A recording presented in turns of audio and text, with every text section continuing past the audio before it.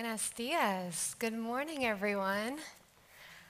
So great to be here. I am Hannah, and I lead Good Deeds Day, an international network and movement of doing good around the world. And I want to first introduce our fellow panelists and the topic that we're going to start today off with. But first, I'd just like to share that we're very excited to be here. We've just spent the last 2 days in Madrid learning, talking, and sharing about strengthening volunteering, strengthening civic service, and doing good in our communities. We come from 22 countries. We're about 40 people, and it's really great to be here for the corporate section of the conference. So thank you for welcoming us. We spent time as well discussing corporate volunteering and what that really looks like in all of our countries and what that looks like as a globe. So today we're going to get deeper into what that looks like regionally and globally. We're going to be hearing some of the unique challenges, and maybe we'll come up with some solutions or ideas to get to these solutions. We'll see. And I'd like to first start with introducing Eric Montoya from Bogotá. Hola, yo voy a hablar en español, me queda un poco más fácil. Muy buenos días a todos, agradeciendo por supuesto a Voluntare la invitación que nos hacen. Pues es un placer para mí estar acá. Yo soy el director del Foro de Presidentes y Mentoría en la Cámara de Comercio de Bogotá. Desde ahí venimos trabajando en tratar de articular las iniciativas de voluntariado que hay alrededor del país. Si bien es cierto, distintas compañías en Colombia vienen adelantando temas de voluntariado, también es cierto que no hay nadie que esté aglutinando y que genere un gran movimiento alrededor del voluntariado. Ese es el rol que hemos descubierto y la oportunidad donde estamos trabajando desde la Cámara de Comercio. Hoy tenemos una red de voluntarios bastante numerosa, nos estamos acercando a un número de 1000 voluntarios, todos a nivel de presidentes, gerentes, primero, segundo y hasta tercer nivel de organizaciones que se involucran en el fortalecimiento de pequeños y medianos negocios como una estrategia de generar calidad de vida. Y eso es parte de la historia que les vengo a contar hoy. Thank you, Hannah. Thank you. Sorry, I have the translation, so it's a few seconds behind. We'll put this down. For everyone, the translation is on channel 2, in case you need. Thank you very much, Eric. And Marina comes from Brazil. She's a representative of the JUNTOS network of corporate volunteering in Brazil. Thank you. Thank you. Thank you for the invitation. I'm going to speak in Portuguese, right? Just joking. Do you have the translation there, people? So thank you so much for this invitation. It's a pleasure to be here. I was invited to talk a little about network. So it's a corporate volunteer network that started with 6 networkings about volunteers to promote and enrich this theme just in Brazil, Latin America, and Europe. So we do believe that having a network is, we cannot keep the volunteers and ideas and all this knowledge just for one network. We want to sprout these ideas. So the main idea of this network is to share knowledge and make it growth. So that's why we're going to talk a little bit about this, what transformations we can do in a network. And thank you so much. Thank you. And we have Christine Schaub. She is the Chief of Staff of Points of Light, a global organization. Wonderful. I know you received a very robust intro to Points of Light from Natalie, but yes, I'm from Points of Light. We work with about 250 companies every year, and there are about 17,000 NGO and nonprofit partners to make sure that companies and those nonprofit partners are meeting community needs, and Points of Light is there to support them. So just look forward to talking more about corporate volunteerism in the sector. Thank you, Christine. And we have Shalabh Sahai. He's the co-founder and director of I Volunteer in India. Buenos dias, and hello from India. My name is Shalabh, and I work with I Volunteer. I Volunteer basically does 3 things. The first is enabling. The second is activation, and the third is inspiring. So we enable volunteers, corporate partners, volunteer managers, NGO workers to be able to work with volunteers and make volunteering more impactful. We create programs where people, volunteers can engage themselves, and then we work on reward mechanisms and finding stories and models that inspire more volunteering across the country. We do this with about 20,000 volunteers and about 200 NGOs every year, and a number of corporates. I'm happy to be here, excited, and looking forward to share a little bit more. Thank you, Shalab. And finally, not joined in person, but we will hear from her on the screen in just a minute. We have Lori Foster from Yave. She's the Global Director of Corporate Strategy at Yave, which is also an international organization. So we will start our first presentation from Lori, who will be on the screen here. Hello, my name is Lori Foster, and I'm very pleased to be able to speak with you today, even if only virtually. A team of researchers working with the International Association for Volunteer Effort just completed a 2-year project on corporate volunteering. We analyzed programs throughout the world to be able to define the global state of health of corporate volunteering and to suggest an agenda for the future.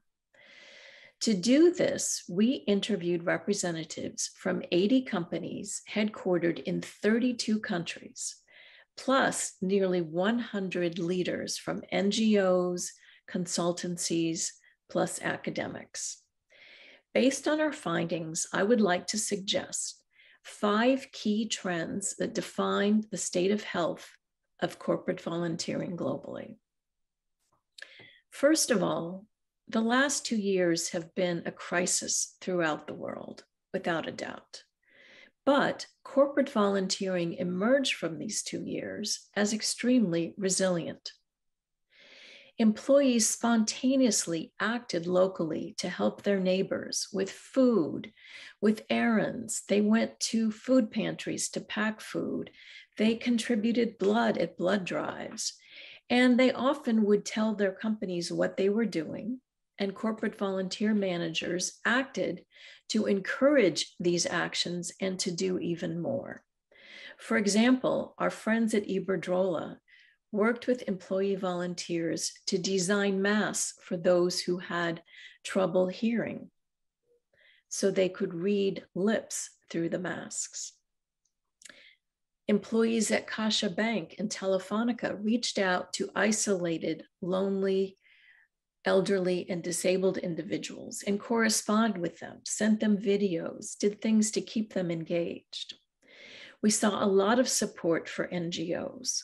One bank in the United States worked to support an NGO through coaching. Their executives would coach the leaders of these NGOs on financial planning, on leadership issues, and also on business continuity. In Latin America, we saw evidence of a company who engaged their employee volunteers to coach very small businesses in Peru so that they could stay solvent during the pandemic and even thrive. Secondly, in addition to this resilience, we saw a tremendous amount of innovation. And we saw that companies embrace the big tent concept of corporate volunteering. Now, Big Tent was established by my colleague and co-author, Ken Allen, when he wrote the book, The Big Tent, several years ago. And this refers to volunteering that involves everyone in a vast majority of ways. And what we saw during the pandemic and also beyond was that employees were volunteering in all sorts of ways, and including their family, their friends, retirees. Now, this is fairly common in Spain, I know, but throughout the world, we saw people doing this. They would include not only their family, their friends, and retirees, but customers, suppliers, and community members. And we see this as a good sign to include more and more people in volunteering. Thirdly, we've seen the growth of virtual volunteering. Now, of course, most all volunteering shut down in person during the pandemic, and virtual volunteering was in many cases the only option. But it wasn't that easy because not all NGOs had the same compatibility, technologically speaking, with companies. In some parts of the world, Wi-Fi is not universally available. So this was a challenge, but companies were there to meet the challenge. And what we saw with virtual volunteering was that employees who weren't always able to volunteer prior to the pandemic and in person were able now to volunteer. We saw, for example, one medical device company who had a very well-established 15-year cross-border program, adjusted it to be virtual, and new employees who never could have gone abroad for 2, 3, 4 weeks were now able to participate in the program. We also saw the rise of some really innovative team volunteering virtually. One company had a volunteer power hour where they involved 44 locations on the same day, all volunteering for 5 different causes at the same time. And this was such a success that they now do it on a quarterly basis. Finally, I should add that micro-volunteering also became possible with virtual volunteering. So for example, somebody could translate a passage of a children's book in a few minutes, or they could use an app called Be My Eyes and help a blind person through an app locate and identify what was happening in their home. So lots of new possibilities opened up with virtual volunteering. Fourth, we saw a big increase in skills-based volunteering. I would say without exception, every company we interviewed plans to increase their skills-based volunteering. And we see this as good. I mean, skills-based volunteering gives NGOs skills they wouldn't normally be able to afford. It gives employees a chance to develop their personal and professional skills. And it helps companies understand what is possible in terms of perhaps new products and services or new markets. So skills-based volunteering is on the rise. And I would say that what we'd like to see is consistency, which is very important. And also a way to think about skills-based volunteering as more than just what people sitting at a desk do. For example, the Marriott company has their chefs volunteer to teach culinary skills to youth in different parts of the world. And they also teach those skills to refugees or other underrepresented populations. In Korea, a steel company, POSCO, their employees will volunteer to use their scuba diving skills to clean bodies of water in the area and to keep them clean on a very regular basis. So we encourage companies to think about skills in a very expansive way. Finally, a trend we also saw throughout the world is that young people are really propelling their companies to do more and more energetic volunteering. They're encouraging the use of technology in a variety of ways, and they're also encouraging volunteering in climate-related initiatives. Finally, we would also say that young people are leading the spontaneous volunteering and the grassroots initiatives that are important to them. So in conclusion, I would say that based on our many interviews, we saw a great resilience, a lot of innovativeness, and a lot of energy going towards corporate volunteering. What we would like to see is even more volunteering. The needs around the world are immense, and we would like to see a consistent application of employee volunteering, as well as more targeting of the Sustainable Development Goals and programs designed to support the goals. And finally, a greater effort at measuring the true impact of corporate volunteering. Thank you for listening to me today. I hope you have a terrific conference, and look for our report, which is Corporate Volunteering for a Post-Pandemic World, which will be available on June 14th. Thank you.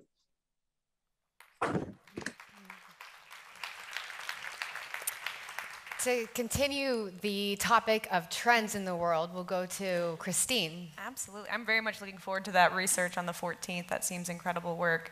And I think a lot of my comments will actually underscore what Lori is saying, what the data is really saying. And so the first thing I would say is I would +1 the virtual volunteering. And I know so many of you are like, oh, but we're just getting our employees back to in-person opportunities. But what I would back up with Points of Light's research that supports what Lori was saying is that Points of Light's research from April said that 74% of people said they would do virtual volunteering over the next 30 days. So we know that's still a very prevalent form of volunteering. We know that it is based upon the COVID impact in an area or in a country, and everyone is at a different point right now. But similar to what Lori said, we would underscore, particularly with the employees that companies have access to, particularly employees that are in the office place, that provides the flexibility and the ability to engage asynchronously and in ways like that. But similar to what Lori would say, virtual volunteering isn't the full answer. It is more likely a hybrid model that we are going to see in the future as we move forward, because we have employees who don't, as she indicated, have access to the internet, who are retail workers or other people that don't have necessary computer access all the time. So we will see a more hybrid model as we move forward. So I would definitely +1 what Lori says there.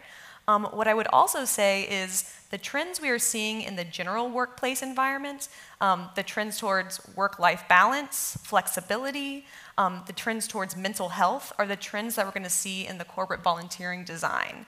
We need to make sure we're increasing our flexibility in our program design, a design that works with all sorts of life situations that someone might be in, their work-life situation, which is numerous. So we need to make sure we're designing for everyone, which can feel complex, but again, flexibility.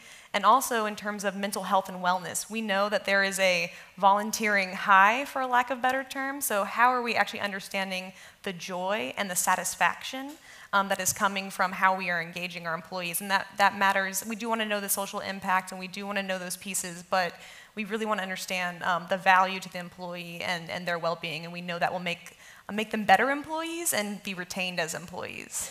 So I would say that as well. What I understand was a potential theme in yesterday's conference was actually about how do we measure social impact and get better as a sector, and I mean from the corporate point of view and the NGO point of view, how do we actually understand the social impact we have? And what I would say to that is, and I always credit where credit is due, Natalie often says this equation, which is data plus stories equals impact. And so when we're thinking about social impact, we should be thinking about both of those elements and both of those parts of the equation, data plus stories. What I would say from the data perspective, and truthfully, data collection, data reporting, data measurement, it takes time and it takes investment. And so I would ask of the companies in the room, which would be the next time you're engaging with your nonprofit partners, ask them, like, what would it take for good measurement? It takes resources, and it often takes time and patience to see the full effect of an intervention. And so definitely partner with them and know that the results might not necessarily come right away, and it might require a little bit more investment to achieve that, and also your partnership in defining that. So I would say that, and then also the stories portion of that. I mean, that puts a name and a face to the work that we're doing, and that that provides the inspiration and the just the connection to community. And so when we are thinking about the proof and the evidence that we want, it needs to come with both numbers and stories, is what I would say. And then finally, I definitely agree with Lori in terms of we need more volunteering and corporate volunteering. I mean, our companies and our workplace is where we spend the majority of our life, for better or worse. That's the majority of our day, so we know that you have the power to influence how people have the time and opportunity to engage in community. So yes, definitely want more volunteers, but to kind of emphasize what Natalie said this morning, we want to encourage people to, we want companies to be a place where people can have the opportunity to engage in all the ways that they have access to through the civic circle. How can companies support using their voice, opportunities for education on an issue area that matters to your company, how you can influence your matching programs through the donations they make. So we want to make sure that we're providing a robust and complete and expansive engagement opportunity for all our employees. So that's what I would say. Thank you. And I actually would love to hear if you could have a specific example of a company that Points of Light works with that might be responsive to one of these trends. Yeah. You know what I would really say, and what Points of Light really appreciates, I'm going to go with the data plus stories piece. One of our partners, and Rick Bell, who's in the audience, is the connector with that partner, is Starbucks. And not only are they focused on the measurement and storytelling piece for themselves, but of course they want to be able to communicate Starbucks' impact in the story they're telling, but they want to answer the measurement question for the sector. And how can we say this is the methodology and the process for impact storytelling, for impact measurement, because it's not just a question that we as Starbucks have, but that we as a sector and a corporate sector have. And so I would say they are reaching out to other companies, and how do we collaborate on that to push that forward? And I would say more partnerships that look like that to answer the big questions that we know we all have are just great examples of what I enjoy seeing in the corporate space. Amazing. Thank you, Christine. We'll now go to Shalab. Yeah. So I think, wonderful comments, and it's very much kind of, exactly in line of what we have been also observing in our part of the world, in India and across Asia as well. I do feel that, a lot of what we've seen in the recent times is companies who are looking at volunteering also as a tool for leadership and development, which moves it up the value chain from purely as a tool for community change to actually seeing a change within the organization as well, which is where it starts aligning much more with the business and the strategy, and possibly with the people function much more deeply than kind of, as an auxiliary CSR role. And that's a big change that we've been seeing. Why is it happening, and what are they looking forward to? So I think the first, one of the earliest examples that we had was when some companies actually approached us by where they wanted to go to the rural markets, and whereas most of their employees were actually coming from the really big urban, big metropolitan cities. Now, how do you expect, employees who've never seen the rural part of the country to establish markets over there? And so simply as a development tool, kind of, for people to learn, market acquisition, I think that was the first one that we saw almost about 10, 12 years back. And this was happening not just with companies within India looking at rural markets, but even at companies who were multinationals who were coming from outside of India and wanting to understand India better. Some of them initially sent more volunteers before actually the businesses started growing locally over there. The second is we realized that in nonprofits and in volunteering, we present a very unstructured situation of how to deal with things. And I think for a lot of companies and a lot of employees who are kind of, who have initially worked in very structured environments, but as they keep on rising up the ladder, they have to face more and more unstructured situations. This experience is extremely valuable and is kind of, useful for them actually. The third is, I realize, is influence without authority. There's no boss out there, there's no manager out there when you're working with the community, when you're volunteering. Your opinion is not the only opinion. Your opinion is not the final opinion. You can't tell somebody this is, even if you know or if you believe that this is the right thing to do, it won't happen unless everybody else or the right people, the other stakeholders also agree and come on board. So how do you influence without authority? And I think volunteering teaches you the best without, I don't think there's any parallel out there. And then the other aspect is humility and empathy. Especially kind of as people are growing, they are responsible for more teams within the organization. They're responsible for more vendors. They're responsible for more partners. In every which case, it does involve a person at the other end of the table or sitting next to you. And if you do not understand their positions, if you do not, then it's not going to be a working relationship. And so I find that humility and empathy is something that as part of leadership development is growing as well. But then I think some of our experiences where we tried doing things slightly differently. One example that comes to mind is we did something called as Dine and Dialogue. It was very simple. We invited a group of corporate professionals, mid-career professionals, and we asked them to come simply for dinner with a fishermen communities women. So fishermen communities women, it's odd, but fisher women's community, let's say. So it's a so they lived like in little hutments on the side of the coast, we just said that one evening, come down over there, and we requested the women over there to just cook, instead of one meal for themselves, just cook 2 extra meals for people who are coming in. And we said, nothing special, whatever you do for yourself, just cook 2 extra portions of it, as simple as that. And it's a small community, so hutments are all close by. We simply got these corporate managers to come and sit down and share this food with them. There was no agenda. It was just this, that just come, share food, share experiences. What we realized that when you sit down, and you're sitting obviously down on the floor, you're eating with your hands, you're eating from the plate, the food that is maybe unfamiliar to you, but when you're doing that, it's a very, the experience brings everyone at the same level. It is no longer that I'm volunteering to help somebody else out there. And from there, the conversations begin, from food to life to the place where they're living, and you start understanding, what life and its challenges are about. And that's when the connect has happened, possibly volunteering can automatically develop on its own without possibly us playing any role in it. So we realized that, pilots like that simply, sometimes we try and structure things too much. And I spoke about all the structure just a little while back. But sometimes we need to kind of break it down to extremely simple things. Just bring people together, provide space so that they can talk as equals, and I think more can happen.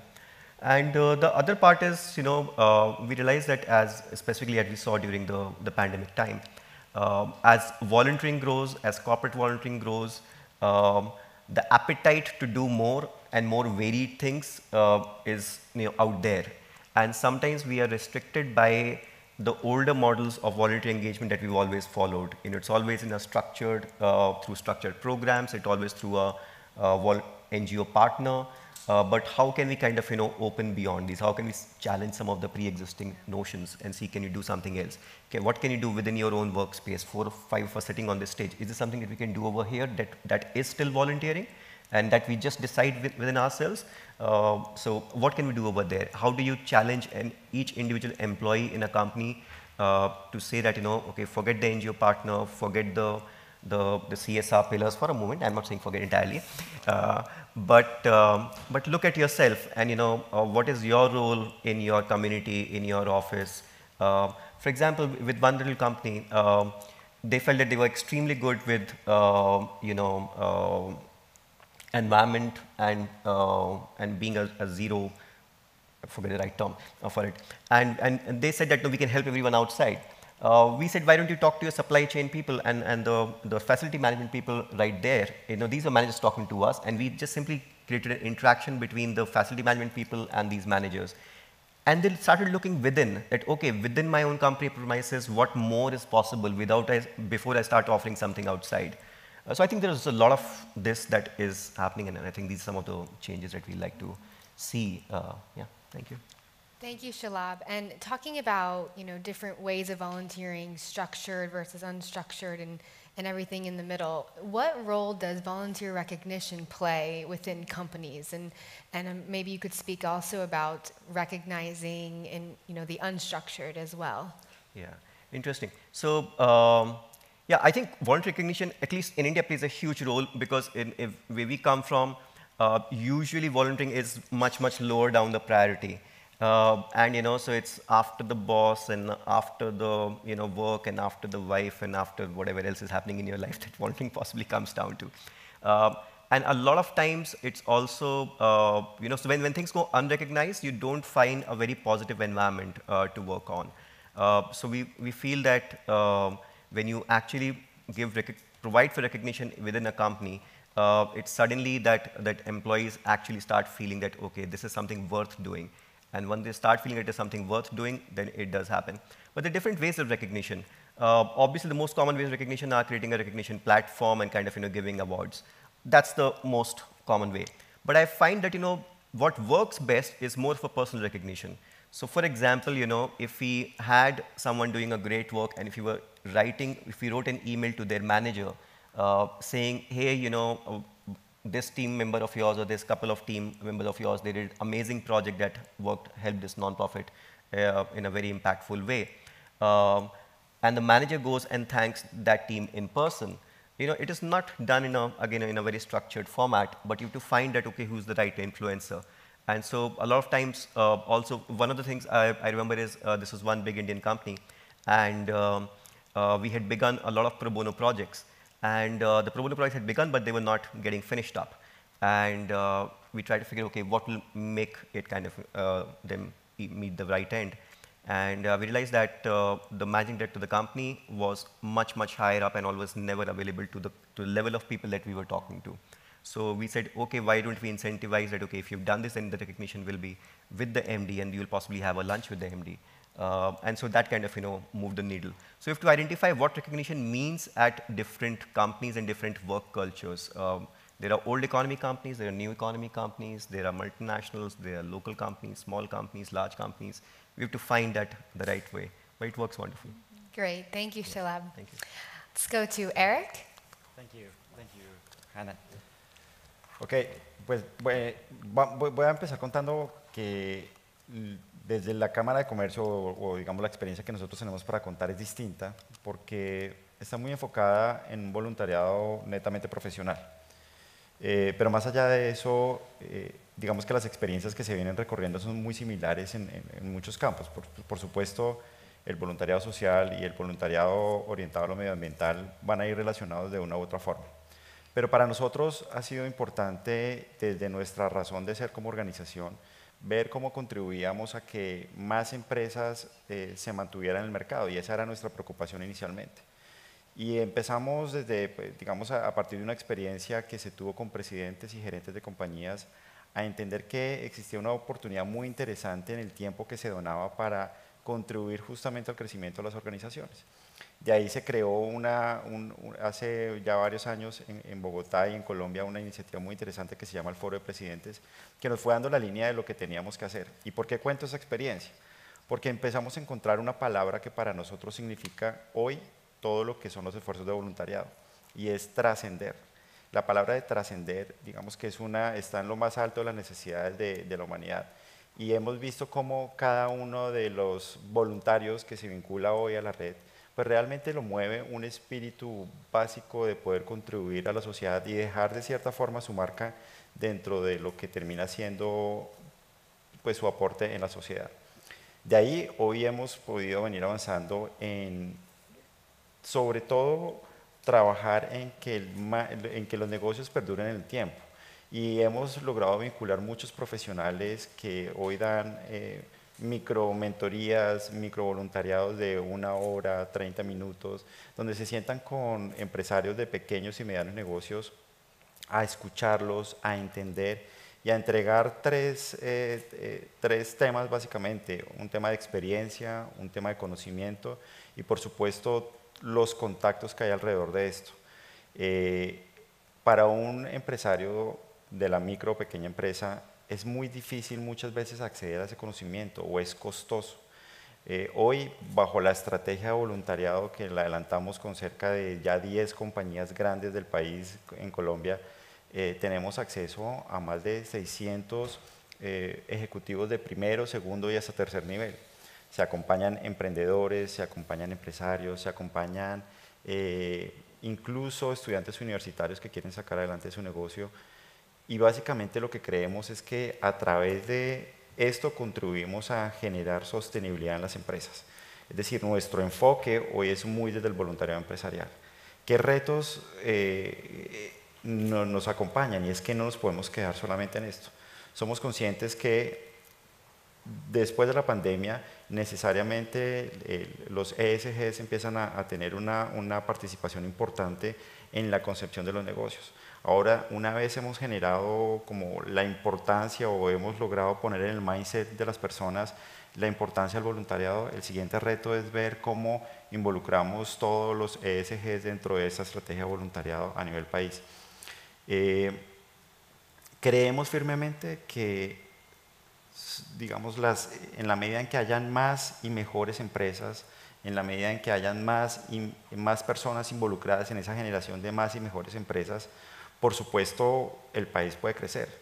Y esa es la apuesta que hay detrás de todo esto. Digamos que es un voluntariado que tiene un foco y un fin para fines netamente empresariales, pero que por supuesto detrás de esto lo que hay es cómo contribuimos a generar unas mejores condiciones en el entorno que capaciten, que fortalezcan y que le den al país esa posibilidad de crecer.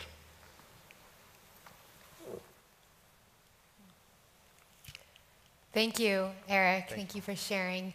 I'd love to hear a little bit about how the different ways of volunteering that you spoke about, these different ways, how does that contribute to the prosperity of society and perhaps to the SDGs? Thank you, Hannah.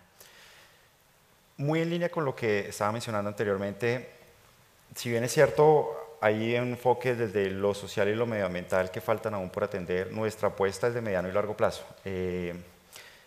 Sin duda alguna, en la medida en que hayan más empresas mucho más sólidas, se van a generar mayores puestos de trabajo, vamos a poder vencer uno de los problemas que no solamente genera la economía latinoamericana, sino yo creo que a nivel mundial, y es la formalización de los pequeños y medianos negocios. Y en esa medida creemos firmemente que la única manera en realidad de empezar a generar prosperidad e igualdad está muy relacionada con eso, con las empresas que efectivamente encuentran un mejor sitio donde trabajar, que encuentran una mayor fortaleza y por supuesto tienen acceso a, digamos, a las mismas condiciones de experiencia, de conocimiento que cualquier otro. Es decir, que nuestra apuesta realmente es justamente esa, y es cómo hacemos la sociedad más próspera a través de las empresas. No sin esto, digamos, no siendo esto exclusivamente la finalidad, también creemos que en la medida en que el voluntariado y el voluntariado profesional sobre todo empiece a incorporar nuevos conocimientos en esos pequeños negocios, lo que estamos generando de una manera muy rápida es una diáspora de conocimiento. Es mucho más fácil contagiar a las empresas a través de terceros, a través del conocimiento de terceros. ¿Contagiarlos de qué? Contagiarlos de temas como los objetivos de desarrollo sostenible, contagiarlos como la sostenibilidad en sí misma entendida como un concepto dentro de la organización, contagiarlos de la manera de entender la sostenibilidad de mediano y largo plazo entendida para ellos como la mejor y única manera de hacer los negocios.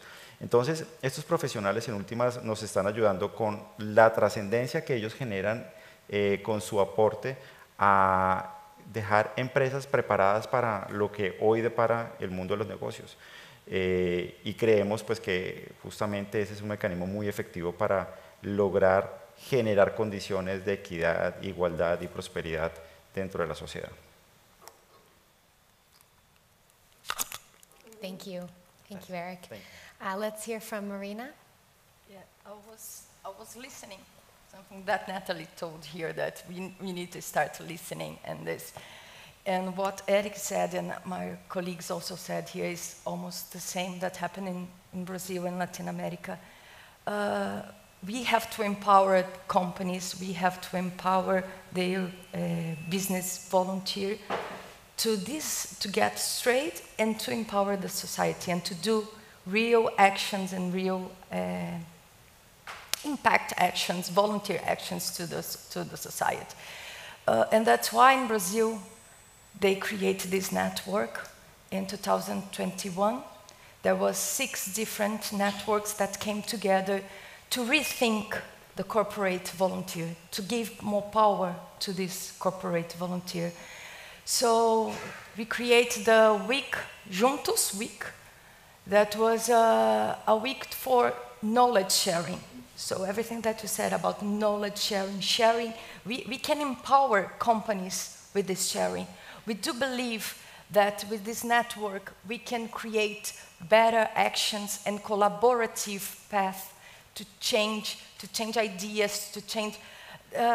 We saw that the pandemic changed everything. Everybody here saw how it was impacting our society. And also, we have to become more creative.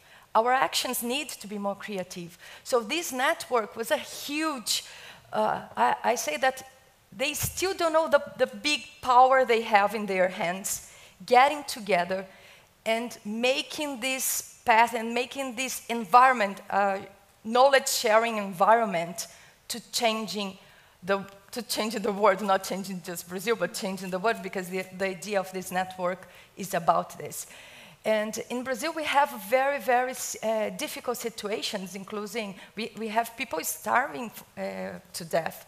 So the society needs to wake up from that. The society needs to get together.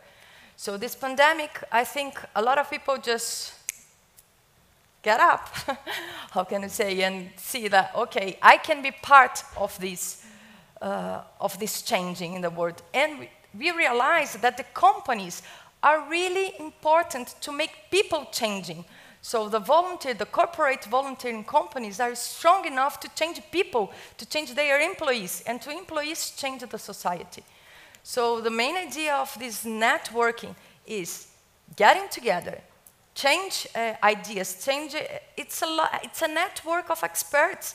There's a lot of people from all different organizations, companies, and also from the government that get together and understand what their needs to do. And also we have a lot of changes. We talk about online. Now we have activities, leaving the on-site activities and going to online activities, volunteer online activities. And we had a lot of these activities during the pandemic, like mentoring, helping the educational process in Brazil was a chaos. Can you imagine poor young students without going to school?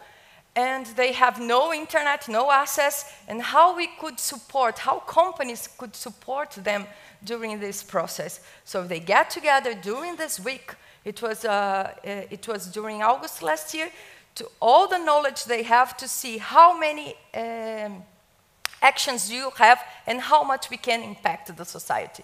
And now you can understand, if you have a network working together in Brazil with all the situations we have a lot of organization and small volunteer actions in local part.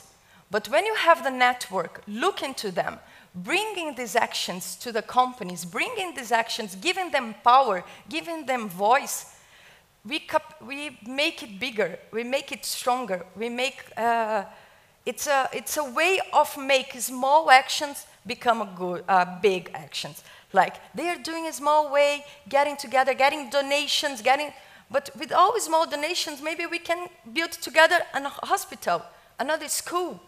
So that's the main power of the network and what we saw, the changes in Brazil and Latin America. And now with Voluntare here in Europe, also bringing new ideas, how you're doing volunteer here in Europe. How can we exchange? How can we make it better? Thank you, Marina. Could you elaborate or maybe share an example of how the network is really contributing to reducing social inequalities, maybe in Brazil or in the region? Yes, we have a lot of, as I said before, we have a lot of small actions, but with the network, for example, I will tell you about what happened in the pandemic. We have few organizations starting with some actions like, let's get all vaccinated. Let's get out of COVID, let's do something. So these organizations get together in a network, convince companies to get together, and everybody together make it possible to happen. Like, okay, to the end of 2021, let's have people, at least the major part of the population, vaccinated against COVID. So it's kind of the examples that starting since pandemic show up. But I also can measure one, I will change a little bit, but go to gamification, but also from the pandemic, they was looking for specific actions, how to minimize the impact of pandemic, and they use gamifications also to increase and to engage volunteers to the campaigns. So there is a company in Brazil that started doing it. It's their 8th year that they are doing the same gamifications to get volunteers engaged to the program. So in that way, they were like sprouting the voice. And this volunteer could invite other volunteers, and even though the society, to participate in the same action. So we see there's a lot of companies that share the same common projects. So it's not just one company with one project. We have the same common project, and a lot of companies putting efforts to make these actions stronger and with more impact. And also, we have a problem with measuring, real measure results to that. Sometimes we don't have, we invest a lot in one action, but that action doesn't have a real impact in that society because we are not doing the right measure for that. And we do not have tools. We do not have money enough to invest that. That's why the network is helping companies also with knowledge, with providing tools and bringing experts together to share how they can change these measurements. And that would change the impact of the action. Amazing. Thank you, Marina. We heard a little bit about the different ways in which corporates and people are volunteering in the different regions and what that looks like. Let's talk a bit about some of the challenges that you each are seeing and facing in your countries and regions, and how do we work through some of these difficulties? Let's start with Sherlab. Yeah, I think the number one challenge for us when working on corporate volunteering is with numbers. So in India, everything is about large numbers, right? So, so in companies, when they look at employee volunteering, they want really large numbers. So, the number of employees has to be in thousands, the number of volunteer hours has to be in tens of thousands, and yet the amount of time that the company is willing to provide is very limited. So it's usually on a single or a couple of days. And so trying to concentrate those large number of hours over just a couple of days becomes the immediate challenge for us, and which is where a lot of low-end volunteering happens. What I'm talking about right now is how do we move up the value chain. So I think that is the biggest challenge for us. One way that we've been trying to work around that is by doing things like skill marathons. So for example, there's this one company for which we organized a skill marathon that we had 4 different cities on a single day. We partnered with 20 non-profits, so 5 in each of these cities. Each non-profit gave us 3 different projects. So we had 4 cities, 20 partner non-profits, 60 to 70 projects, and on an average 2 volunteers per project. So we were able to engage 150 volunteers in skills-based projects on a single day. So that's just an example of how you overcome, but that's one of the biggest challenges for us. The second big challenge, and this is a little specific to India, is we have a fantastic law that came in 2014 where every company of a certain size and above is mandated to spend 2% of its profits on CSR, corporate social responsibility. It's compulsory by the law. So that's amazing, and which has obviously both the budget available for non-profit donations has increased, and also the awareness about people's responsibility and corporate responsibility has increased multifold. But volunteering doesn't fit into that law because, like we were talking about earlier, the measurement is not there. So unless you value exactly what value can you give to that particular volunteering, you can't kind of equate it to a donation. And that value is something that everybody has to agree to. So I think that valuation of volunteering, which could possibly bring it closer to that law, is the second aspect.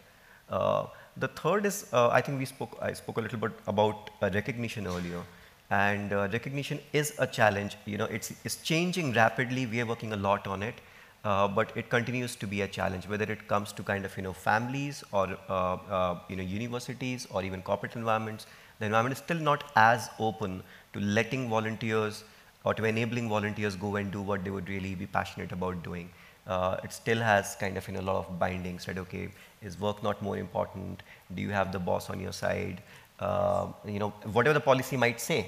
So I think and this has also challenged a lot with a lot of multinational companies that have policies which are global in nature, but the implementation at a local or a regional or office level, there's a big gap. So how do we bridge that gap, and how do we bring the business side of people to understand all the values that we provide so that it's not seen as something on the side? I think those are some of the challenges. Thank you.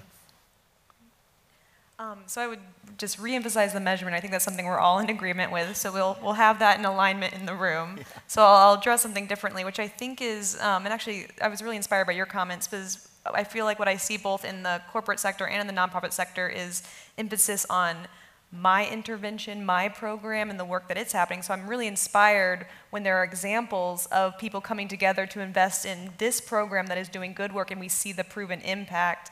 And so I would say is, the challenge is, we all, as companies, because of ESG and because of other things, we want to drive, we want the social impact we're doing as companies to drive towards our business agenda. And we want that to be in alignment, of course. But we need to not forget the societal agenda, which of course the SDGs is an example of a framework that tells us what the society's agenda should be. But I think we can't forget number 17 on that, which is the partnerships and the collaboration.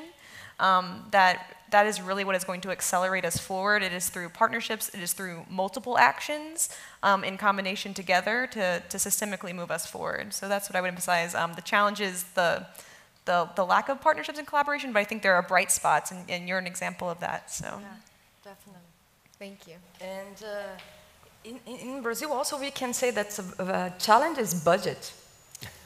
Thank you for saying Budget. I think we can say that in most countries. I don't know about you guys, but budget is a problem in each company when we are talking about corporate volunteer. So I think that's the main problem. And also connected to budget, we come with measurement. Because if we don't show what we are doing, or how important the actions are, and how impactant these actions are, company will not put more money on that. So it's connected. We see like, no budget, no measurement, we're done. So I think that's the main impact we have. And of course, bring the leadership closer to the program, to be committed with the action to the program. This is really important too, because if they are doing the job together with the volunteers, they will see how different it is and how important the actions are, and they can maybe change something in the company, because we need to have this in the lowest height possible in the company. So I think budget, management, have the leadership connected, and also connect our actions with the SDG.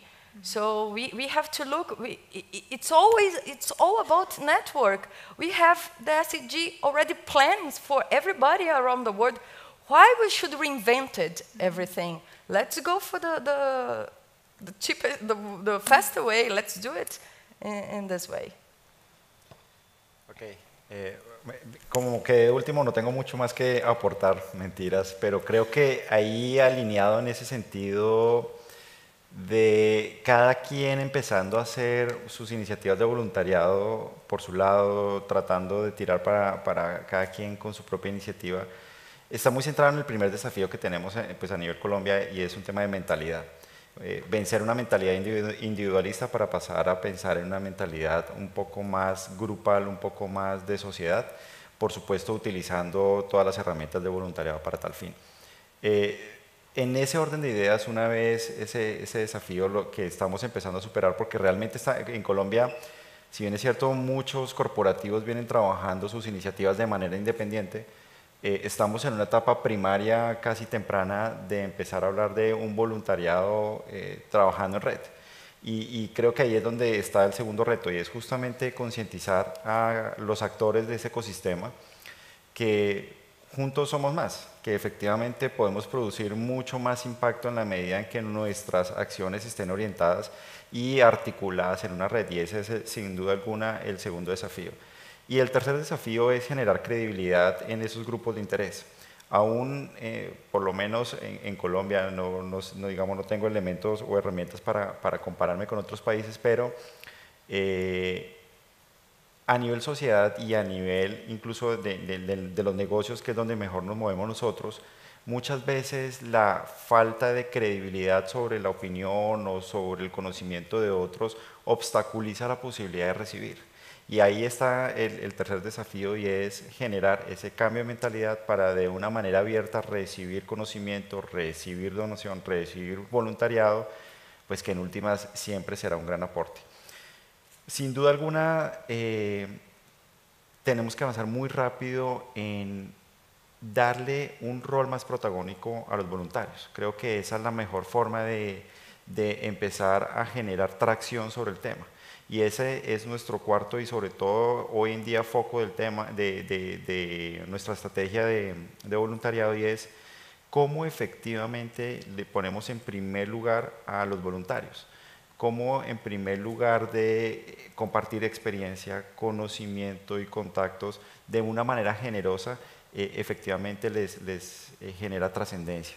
Y sobre esa palabra que fue con lo que yo empecé, pues por supuesto queremos posicionar muy bien, y ahí estaría nuestro quinto desafío, posicionar muy bien el propósito de todo esto, y es que trasciendan quienes efectivamente están trabajando en voluntariado.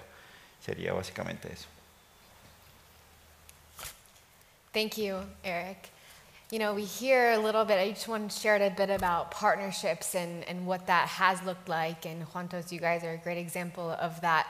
I think in a positive way, we're seeing that more and more in the world of organizations joining together, networks being formed, joining together to really tackle these social issues and the SDGs. And a huge trend we're seeing on this stage, and you know, probably many of you face this as well, is around the reporting aspect of impact. Speaking about informal volunteering and unstructured in India, and in terms of the laws of how do we really capture and measure that impact. I wonder if anyone has any thoughts on working through this challenge. Or is this something as a collective to be thinking more into the future on? It's a hard one. Yeah. While you guys are thinking of your brilliant answers and the solutions maybe, let's open it up to any questions from you guys that you might have.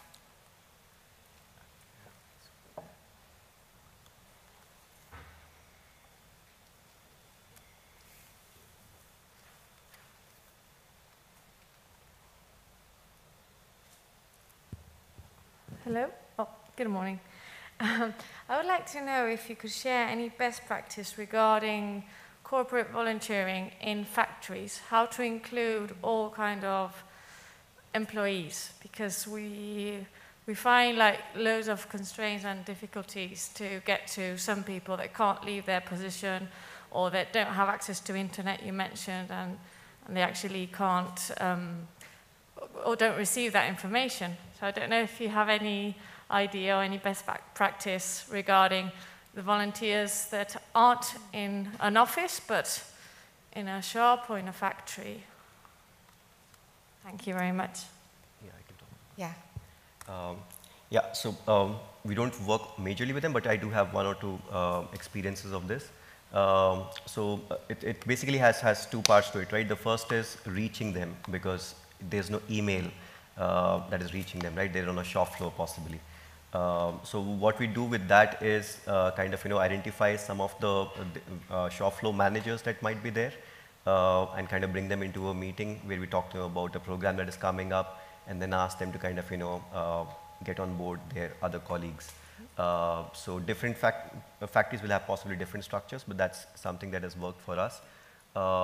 The other also is kind of, making very simple announcements, or kind of, having those notice boards right when people walk into a particular door in the morning, or sometimes even having those, like just a simple desk with a table and two chairs and kind of, little nice banner to attract people when they're walking in, because there's a lot of curiosity also. In terms of what kind of volunteering works, we realized that actually shop floor workers, I don't know, possibly in India because of the at the income level at which they are, they identify themselves much better with the community and their challenges than possibly office managers. And so actually we once we make that connect happen, the volunteering is much more easier. So all that we need to do is kind of organize for example, these factory workers to come to, let's say, an old age home or to a children's home, and then we don't really need to do as much as we need to do with the office managers. The reverse also happens nicely sometimes. What we've done is we've worked with some young people, like adolescent youth, who are looking for kind of jobs next, and are possibly working with a non-profit, are not working, are associated with a non-profit. We bring them to the factory and ask some of the shop floor workers to give them possibly a round of the factory to understand what kind of different processes are there, what roles do people play, and then that leads to something more about it. All I would add is Points of Light doesn't necessarily have companies that we're directly working with, with factory situations, but I guess our closest analogy would be the retail, people in retail, and we're working with a corporate client right now, and to your point exactly, Shalab, is actually the awareness raising, and they might not have emails, but they have break rooms, and they have other that are their channels for communication, and so what we do is understand what those are, exactly what you said, and then the appropriate messaging around that to raise awareness for the programs or for even the concepts. And then again, talking about, I know you're talking specifically about volunteering, another thing we're doing is, it is likely that that retail worker, that might not be their only job or their only shift that they have as they take care of their family or do other things, particularly in the United States. But what we want to do is also just honor probably the other ways they are already engaging. And so part of the messaging we have is, you know, how potentially are you using, it's the civic circle again, but that'll be my message today. But what are the other ways you are probably already engaging? Because what we want to do is already recognize and celebrate what they're already doing, because if they have that recognition, not that I'm missing out on something, but I'm already doing things that matter, and then we hope that that creates a pathway and a spark that as you introduce the other programming that your company includes, they already feel engaged, and then therefore are guided towards those more structured paths. We have a survey that was launched last year, 2021, that shows that 15% of the public in Brazil do corporate volunteer. And it's a huge quantity of people, like 34% that of people that doing actually volunteering now, and that represent around 57 million Brazilians doing volunteer. So how to engage these people in their companies? How do companies do to get them to their volunteer programs? One thing they used to do a lot is what I mentioned before, it's gamification. So there are some companies using these tools to interact with people and challenge volunteers to participate, because they will be rewarded later on for this participation. And other thing is connect with the cause to the company business. Connect. If the employees is working there, they are already proud to be in this business. So maybe look for activities connected to the cause, for the company cause, will connect and engage more volunteers. One of ideas they are using. Bien, en nuestro caso nos preocupamos mucho por intervenir digamos, las dos puntas de este mercado. Nos preocupa mucho por entender la necesidad del empresario que va a ser beneficiario de voluntariado. Y nos preocupamos mucho por entender qué mueve al voluntario y en qué temas y su experiencia que lo hace mejor. Cuando el pequeño negocio nos dice quisiera un acompañamiento para atender temas de mercadeo, sabemos exactamente quién es la persona adecuada que quisiera estar con ese tipo de negocio, que tiene el conocimiento y la experiencia para acompañarlo, y eso hace que el match sea muy a la medida, por decirlo de alguna manera. Eso nos ha generado un nivel de compromiso muy alto a nivel de nuestros voluntarios, porque efectivamente sienten muy rápido, pueden visualizar además y sienten que su aporte ha valido la pena. Y creo que ese es lo que podría aportar en este caso. Thank you, guys. Anyone else have any questions? Thank you. Yes, I do have a question. I wrote it here, so I'm going to read.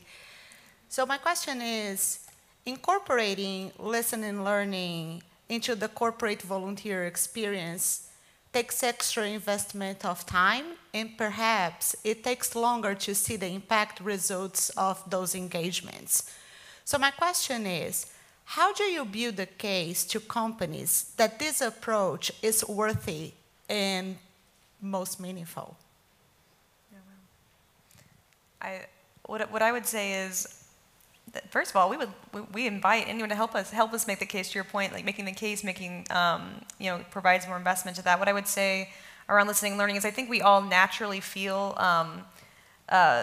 the opinions, the influences that are around us, and the biases that are around us, and the multitude of information sources around us. So there is so right now, really the case right now is kind of a human-to-human connection and the experience we all have in terms of the influences that are around us and knowing that we feel that and saying we want to make sure that when we enter community, we're entering with their experience, not our experience as told to us through the influences that constantly surround us. So I think that's because everyone knows what's coming at us through our phones and through the media and through just through the bubble we surround ourselves by the people we surround ourselves. And I think what we're trying to also prove is that it does take a longer upfront time for listening and learning, but that the impact is actually better and more accelerated once you are instituting that programming in community. And so that's actually something Points of Light's working on right now to say, how do we prove that so that we can talk to companies and say,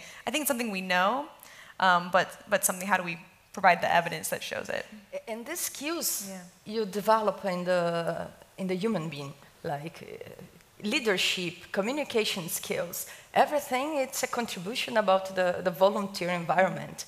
So it takes time to show results, but when you see that and when companies realize that, it's no way to go for it. So we had an experience, we didn't think of it like that at that point of time, was we were speaking to the CEO of one particular company, and he was very interested in getting his senior management involved. So we actually got, I think it was 4 of his vice presidents to come to, let's say number 3 level after this thing, to simply follow a community social worker for half a day. So you just, what she is doing, and this was in a village. So what she is doing, you just need to kind of, just like you'll have an intern kind of, going on the first day and just being there. And obviously when they came back, they said, okay, this is exciting, and can I do this with my team? So, or something of similar nature. So we didn't think of it like that, but possibly it's this way. But you need access, obviously, at the right level to have that opportunity, because that itself needs significant amount of time investment. Digamos que la visión que hay acá también nos ha venido acercando a que los corporativos entiendan que la manera más económica y más rápida de cambiar la cultura dentro de las mismas organizaciones. Cuando se toma de manera decidida la estrategia voluntariado en los corporativos, se está generando un lenguaje común en la organización, y ese lenguaje común es un movilizador hacia una cultura cada vez de cambio que le va a costar mucho menos al corporativo, y eso efectivamente hace que haya credibilidad y que se acelere un poco más rápido el tema al interior de la organización. Y eso es parte de lo que, digamos, en la oferta siempre tenemos, y es a menor costo y a menor velocidad el poder hacer cambios pronto dentro del corporativo para que lo incorpore.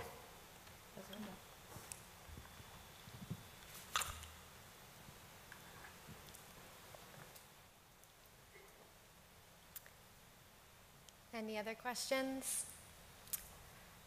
So to conclude, and my final question to you guys, and feel free to answer as what comes to you, is we're hearing about all these shifts happening in our world right now, specifically around volunteering and corporate volunteering.